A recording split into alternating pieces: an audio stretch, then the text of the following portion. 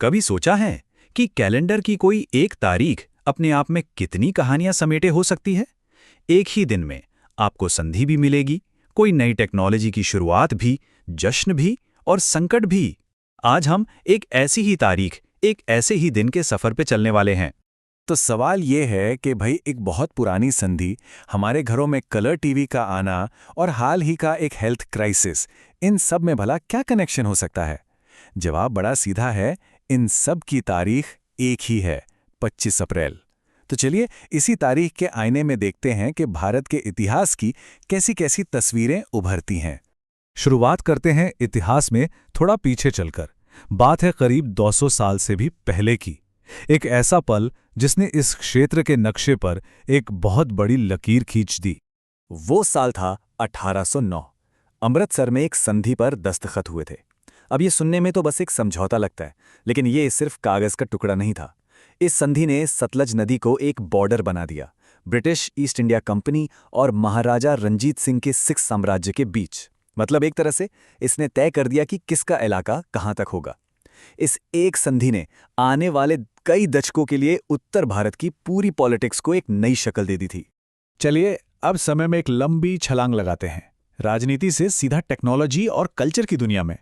ये वो पल था जिसने करोड़ों भारतीयों के लिए दुनिया देखने का नजरिया ही हमेशा हमेशा के लिए बदल दिया।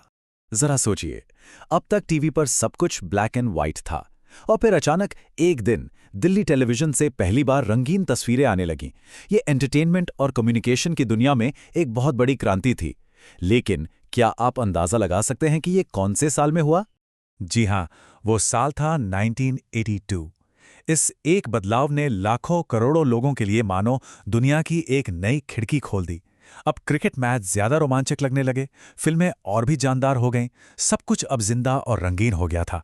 और अब आते हैं 21वीं सदी के बिल्कुल शुरुआती दौर में। ये वो समय था जब भारत बहुत तेजी से अलग अलग फील्ड्स में अपनी पहचान बना रहा था, चाहे वो एजुकेशन हो, आर्ट्स हो, डिफेंस हो या फिर स्पोर्ट्स। 21वीं सदी की शुरुआत में भारत कई मोर्चों पर एक साथ आगे बढ़ रहा था। एक तरफ देखिए, 2007 में बिट्स जैसे हमारे टॉप इंस्टीट्यूट ने पनामा में कैंपस खोला। मतलब एजुकेशन में हम ग्लोबल हो रहे थे। फिर 2008 में आमिर खान जैसे कलाकार को सम्मानित किया गया, जो दिखाता है कि हमारी कला और सिनेमा का प्रभाव कितना बढ़ रहा था। और 2010 का साल तो दोहरी खुशखबरी लेकर आया। एक ओर हमारी नेवी खुद को मॉडर्न बना रही थी, तो दूसरी ओर चेन्नई सुपर किंग्स ने आईपीएल की ट्रॉफी उठाई। ये सब मिलकर एक ऐसे भारत की तस्वीर बनाते हैं जो हर फील्ड में नई ऊर्जा के साथ आगे बढ़ रहा था। लेकिन देखिए, हर कहानी के दो पहलू होते हैं। 21वीं सदी की कहानी सिर्फ चमक और कामयाबियों की नहीं थी। जैसे जैसे देश आगे बढ़ा, उसे कुछ नई और मुश्किल सच्चाइयों का भी सामना करना पड़ा।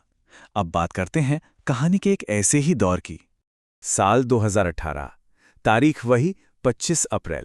एक बहुत ही हाई प्रोफाइल केस में आसाराम बापू को एक नाबालिग से रेप के जुर्म में उम्र कैद की सजा सुनाई गई।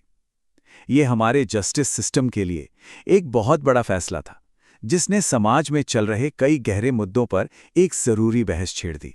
और फिर आया साल 2020। ये जो नंबर स्क्रीन पर है 779, ये सिर्फ एक आंकड़ा नहीं है, ये उस वक्त की एक बहुत कड़वी सच्चाई है। 25 अप्रैल तक भारत में कोविड-19 से इतनी जानें जा चुकी थीं और टोटल केस 24,942 तक पहुंच गए थे। ये एक ऐसे संकट की शुरुआत थी जिसके लिए कोई तैयार नहीं था। लेकिन कहते हैं ना कि मुश्किल समय में ही नए रास्ते निकलते हैं। इसी संकट के बीच कुछ नए समाधान भी सामने आए। असम सरकार ने धन्वंतरी योजना शुरू की ताकि जरूरी दवाइयां सीधे लोगों के घर तक पहुंचें। वहीं दूसरी तरफ उत्तर प्रदेश देश का पहला ऐसा राज्य बना जिसने वीडियो कॉन्फ्रेंसिंग के जरिए अदालतों में सुनवाई शुरू की। ये एक बहुत बड़ा कदम था जिसने मुश्किल समय में भी न्याय के पहिए को चलते रहने में मदद की। मगर इस महामारी की हमें एक बहुत बड़ी कीमत भी चुकानी पड़ी।